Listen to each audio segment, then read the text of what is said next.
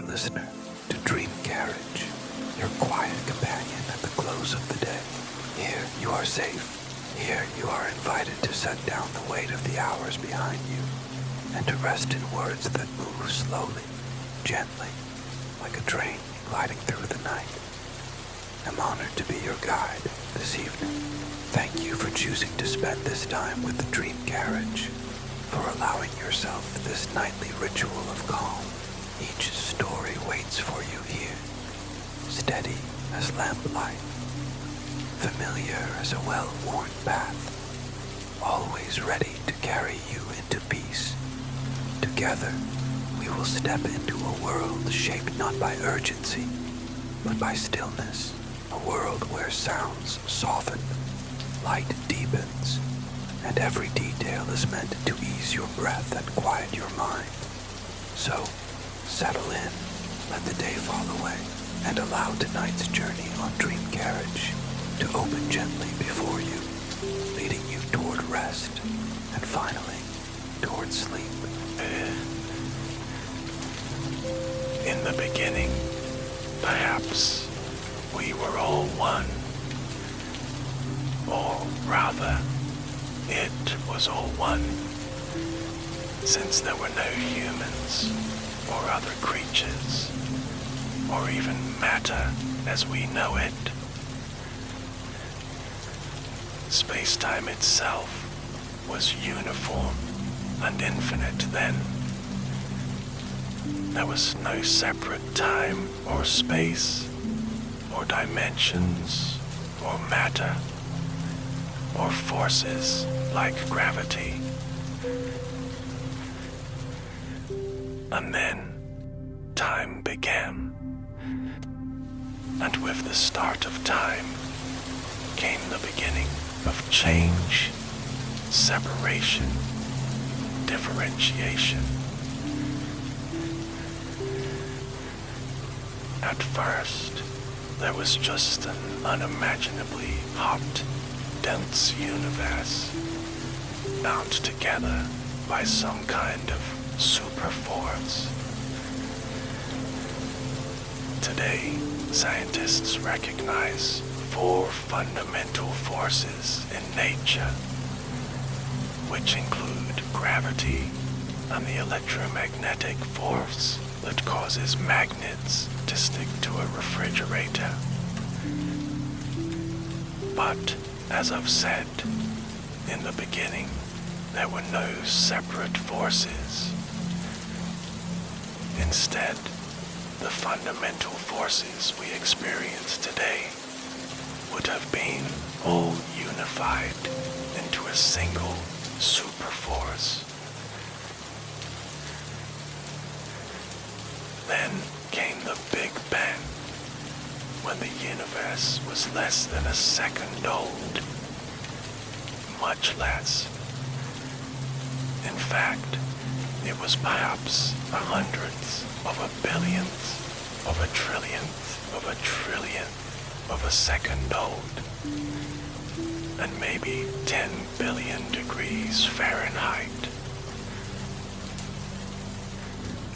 That's when the universe exploded in size, doubling and doubling over and over again, all in less than the blink of an eye.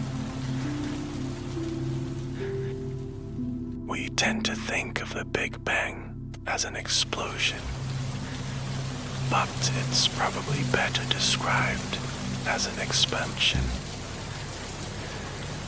Scientists talk about this super rapid expansion as inflation, and that's a very telling term,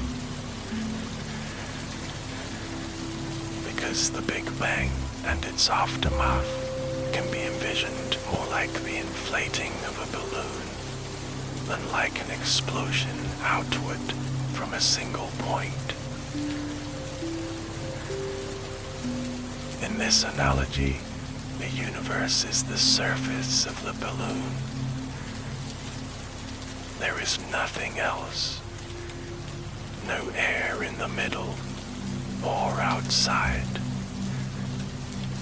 the surface of the balloon is the sum total of existence.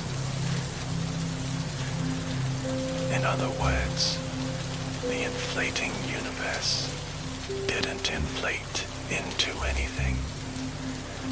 There was nothing outside of the universe, and it didn't inflate around anything. So now, in your mind's eye, just picture what the surface of a balloon goes through when it inflates. Like the surface of a balloon stretching, that tiny newborn universe swelled and stretched everywhere at once, rather than growing outward from some central point. To think about this, imagine you're an ant on the surface of a balloon. As the balloon inflates, the whole thing stretches.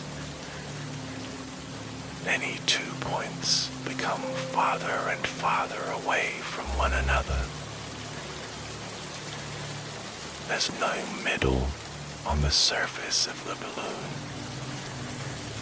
Everywhere stretches away from everywhere else at the same time, with no starting or ending point.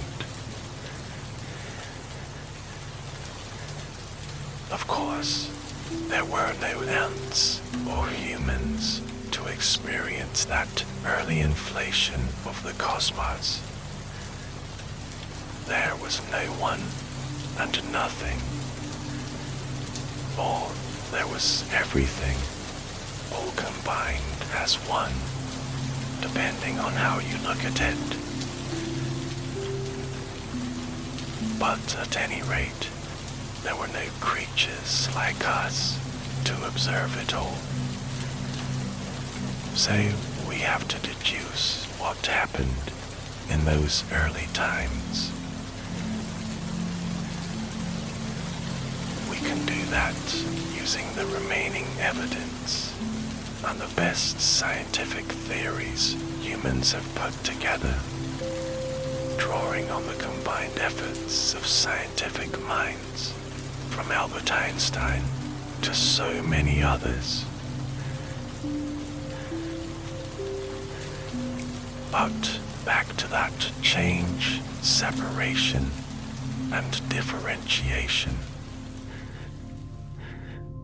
In that first instant, that first fraction of a second of the universe, the superforce began to break apart.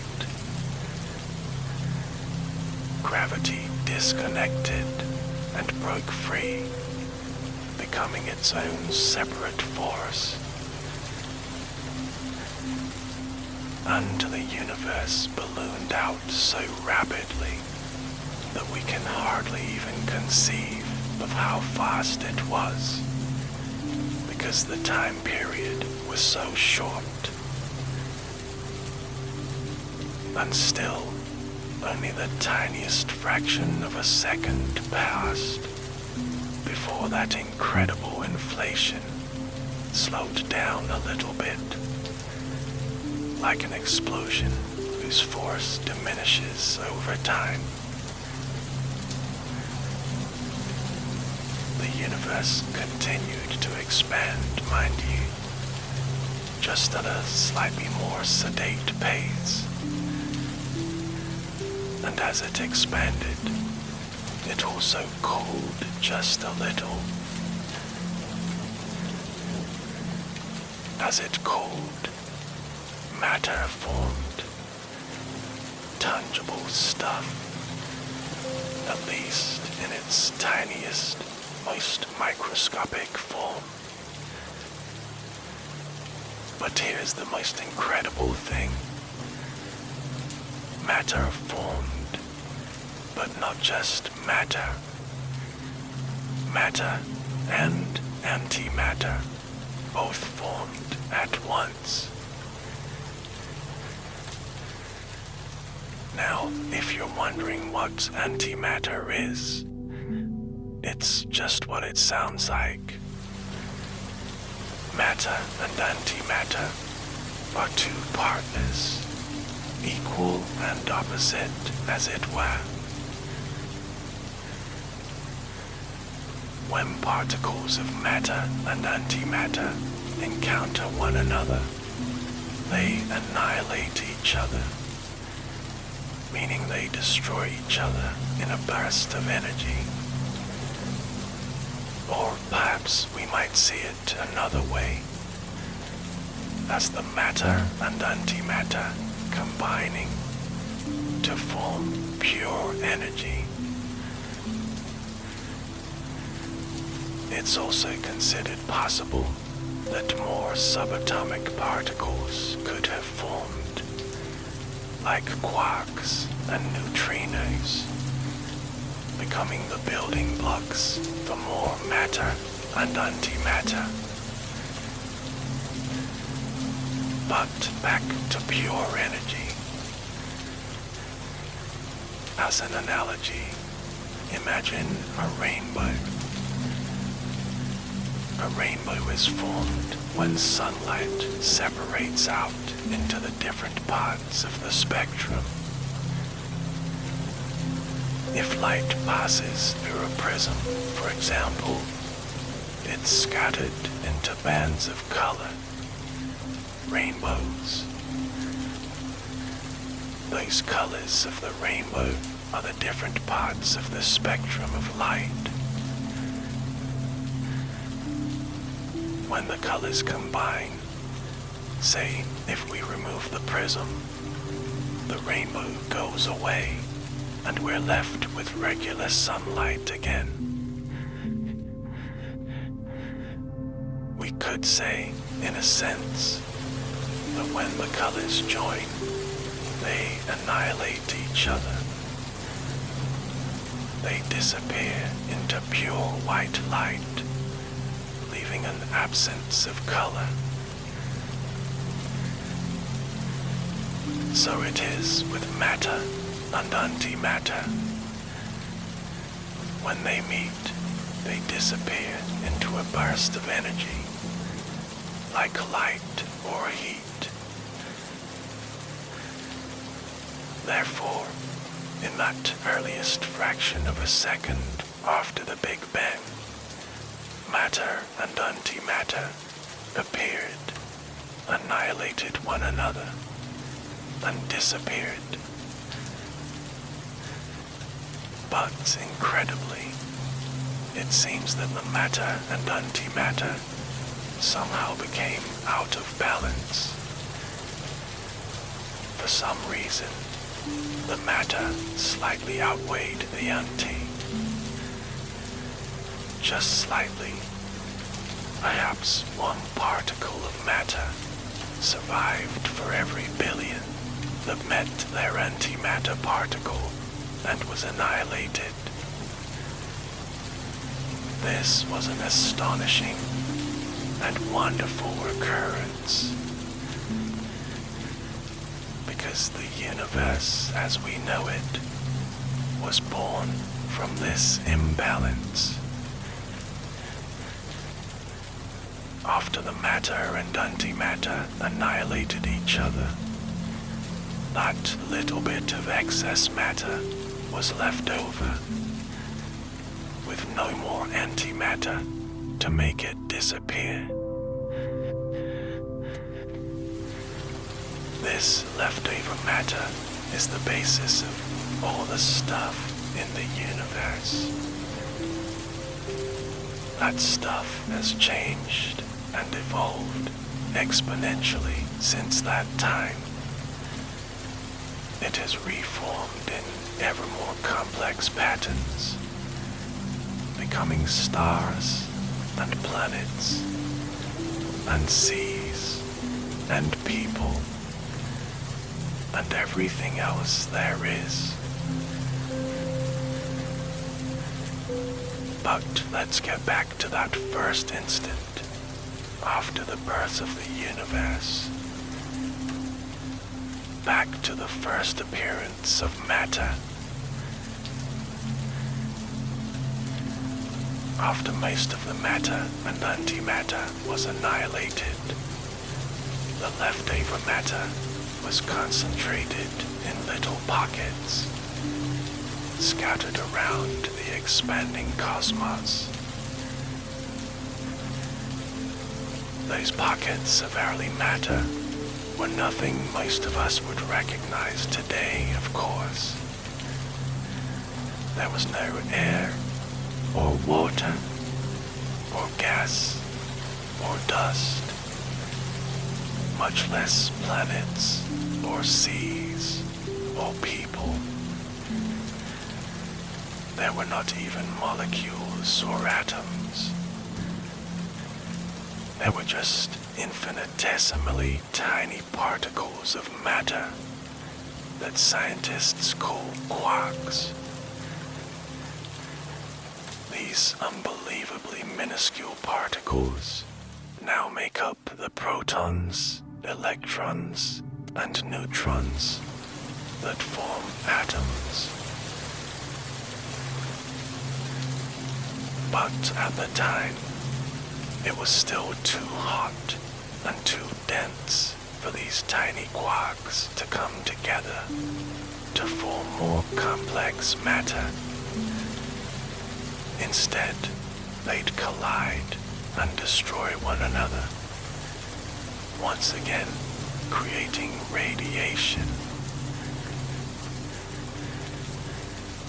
As that so young universe kept expanding and cooling though, it soon became cool enough for the quarks to actually stick together, vibrating in complementary and resonant ways.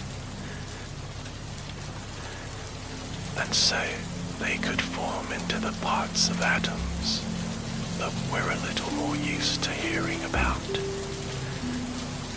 They combined into protons, electrons, and neutrons. Still incredibly tiny, but a little more complex.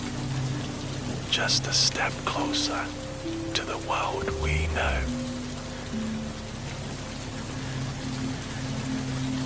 Now, everything we've talked about so far happened within the first seconds of the universe's existence. And as more seconds passed, the cosmos kept expanding and cooling, and more early particles of matter coalesced, until finally, possibly around 3 minutes into the life of the universe, though this timeline has been hotly debated, the cosmos had cooled to perhaps a bit less than 2 billion degrees Fahrenheit. And at that point, the coalescing protons and neutrons could start joining to form the next level of complexity in the development of matter as we know it, the nucleus of an atom. Say these particles came together to create the nuclei of the very first elements, hydrogen and helium. At that point, it was a foggy universe, for it was still so hot that these beginning atoms constantly smashed together and broke apart into a haze of particles. This foggy universe has been described as an opaque but very bright environment, a bit like driving through a pea soup fog, where your headlights are reflected back to you from all around.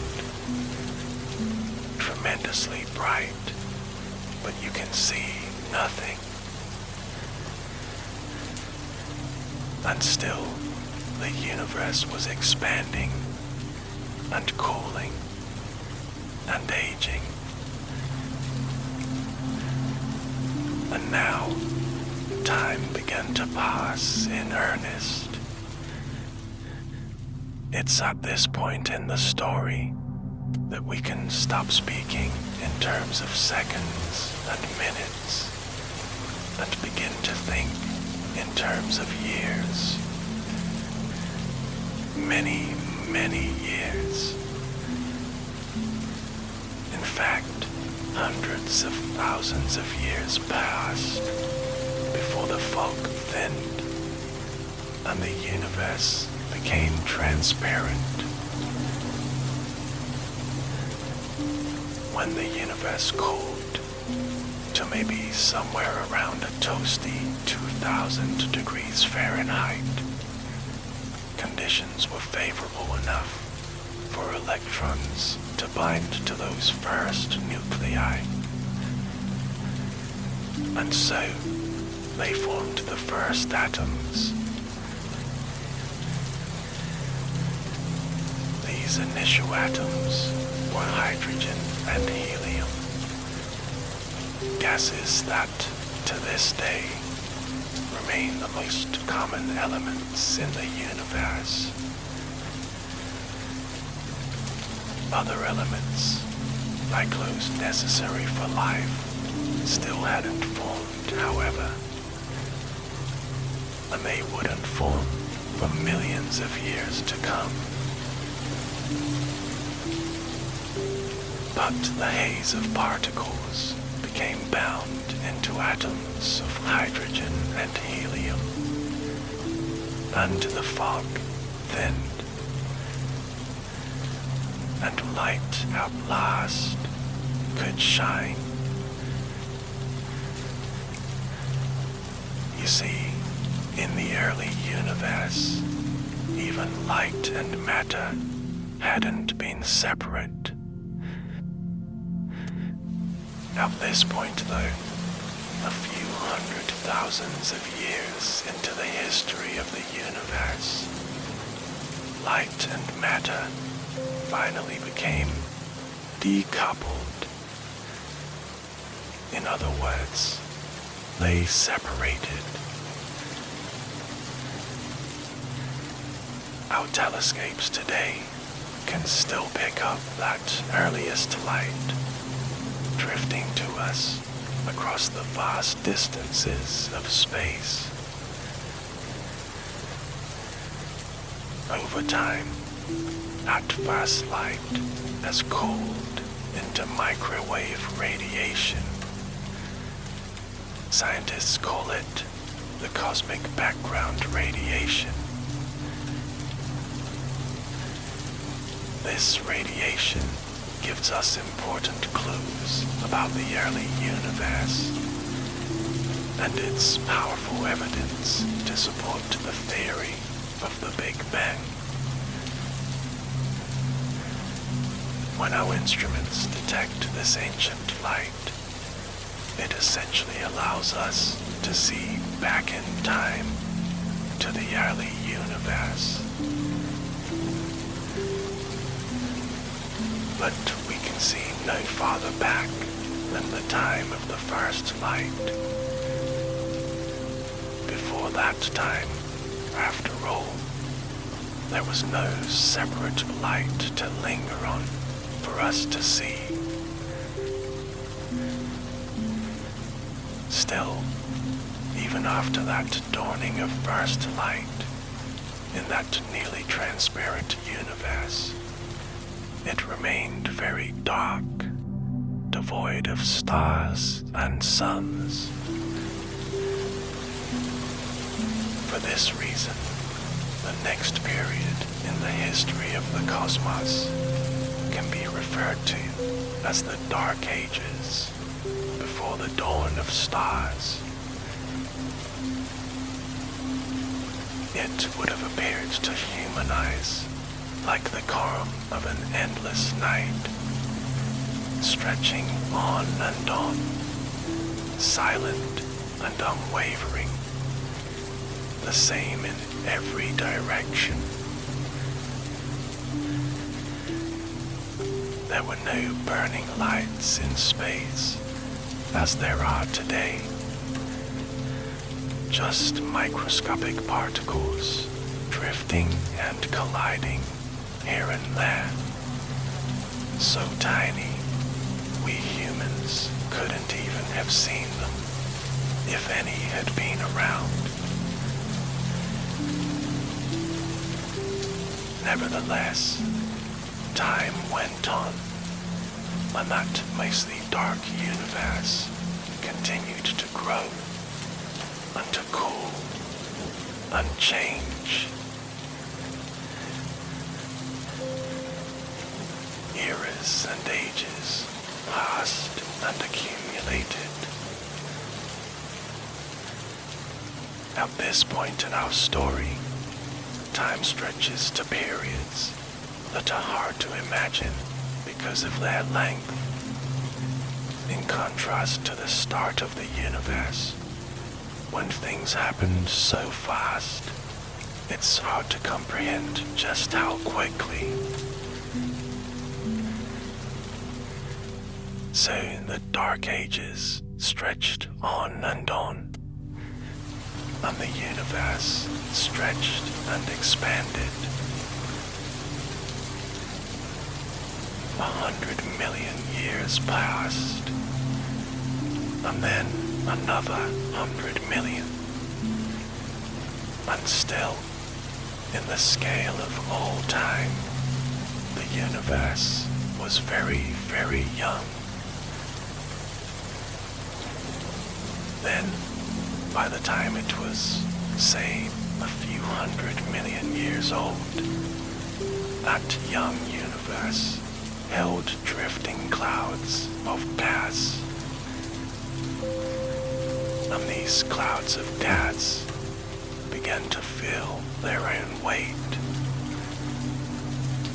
Their gravity pulled the clouds tighter and tighter together until they started to collapse in on themselves. At last, these collapsing balls of gas became furnaces, dense and hot enough to cause nuclear reactions as hydrogen atoms fused together in their centers. These were the first stars, burning bright in the dark vastness of early space.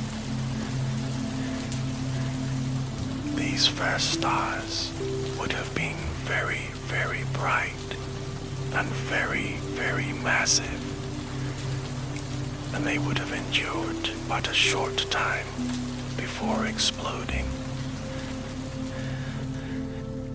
The first stars must have burned indescribably bright, illuminating the endless night with their fire until they essentially burned themselves out. The nuclear fusion reactions in the star's centers converted hydrogen into helium until their hydrogen was all gone. Then their centers contracted and became unstable. Then they grew hotter and hotter, and the atoms inside them fused into more and more elements, finally bringing into existence other kinds of matter besides hydrogen and helium for the first time. Elements like carbon could form the basis of all life as we know it, and also oxygen, nitrogen, and finally iron. When a star reached that point, nuclear fusion stopped inside it, and with within less than a second, it would begin to collapse in on itself again, buckling under the weight of its own gravity. But as the iron atoms in its core were crushed together, their nuclei would repel each other with such force, such nuclear force, that it overcame gravity. And then the star would explode outwards in what we call a supernova explosion, an enormous shock wave that would propel the elements forged in the stars out into space. And so, when the stars exploded, those other types of matter spread across the universe, slowly but surely making possible the world we know today. Then, from the scattered dust of those vast stars, more and more complex elements formed. And as the age of the universe began to be measured in billions of years, that stardust collected and coalesced, and ever more galaxies and stars were born. The swirling dust and gas formed into more and more new stars, grouped together into galaxies.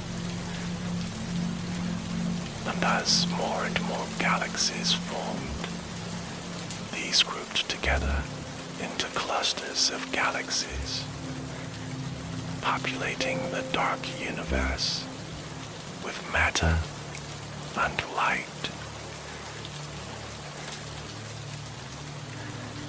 Eventually, a cluster of galaxies formed that astronomers now call the local group.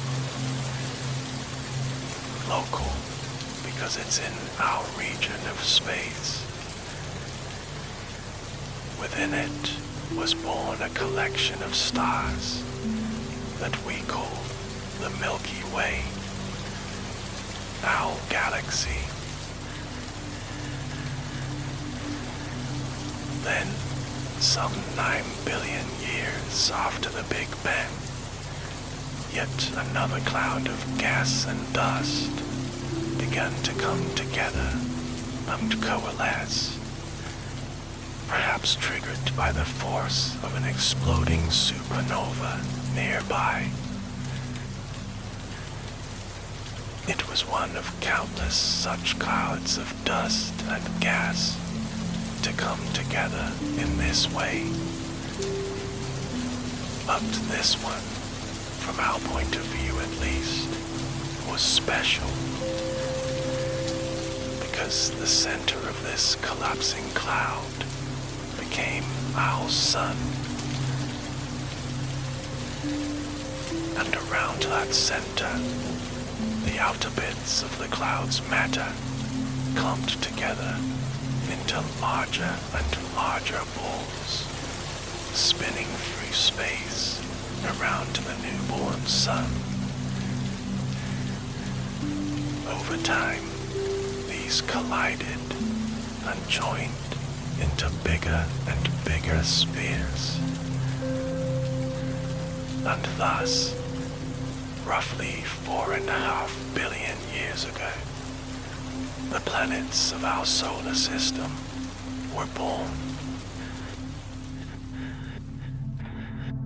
And then, at last, life began on one water-rich planet in the inner part of the solar system, only about 100 million miles from the sun. The first and only life we know of in the universe.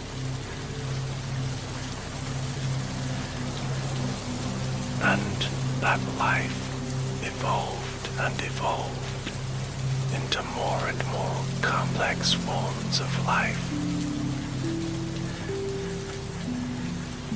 At first, there were microbes, tiny, microscopic living things, so small as to be invisible to our eyes.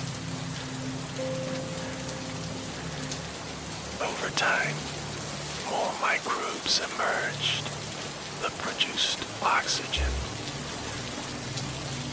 These set the stage for animal life as we know it, slowly producing an oxygen-rich atmosphere, like that which we breathe every day. Then, eventually, simple animals developed at the bottom of the Earth's wide oceans, such as sea sponges, perhaps 800 million years ago. A short time later, cosmically speaking, just a few 100 million years or so, more and more types of animals evolved, filling the planet's seas with living things. And those sea animals proliferated and evolved, growing ever more complex and diverse and differentiated.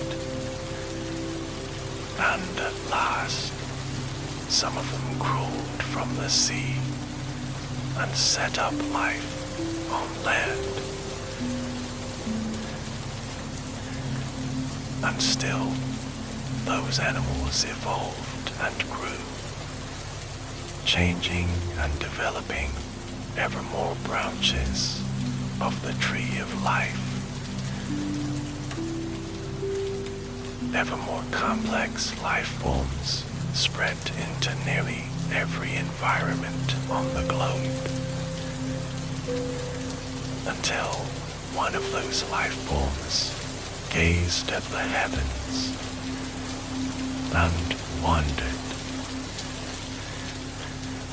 and finally created telescopes and scientific instruments with which to view distant stars and ancient light.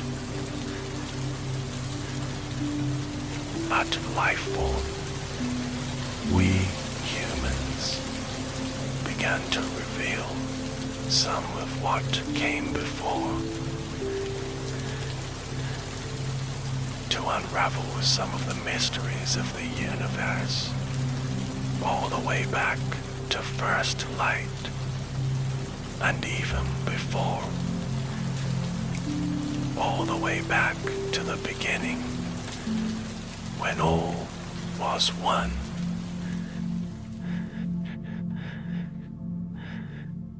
But with each mystery unraveled, we seem to find an even greater mystery lurking beyond. And the secrets of our cosmos continue to stretch the limits of human comprehension, so that in the end, the more we think we know, the greater the mysteries of existence. Still, human minds press onward, seeking knowledge and understanding, striving to know the unknowable and understand the incomprehensible, to bring light to ideas that drift among us like the drifting stardust of space. And these ideas, born of myriad minds, join together into even larger and more complex explanations and understandings these shared ideas coalesce to form something larger, much like that stardust born of myriad stars, coalesced to form everything around us, including our minds themselves. And so, perhaps the circle of existence is more like a spiral, building up and up,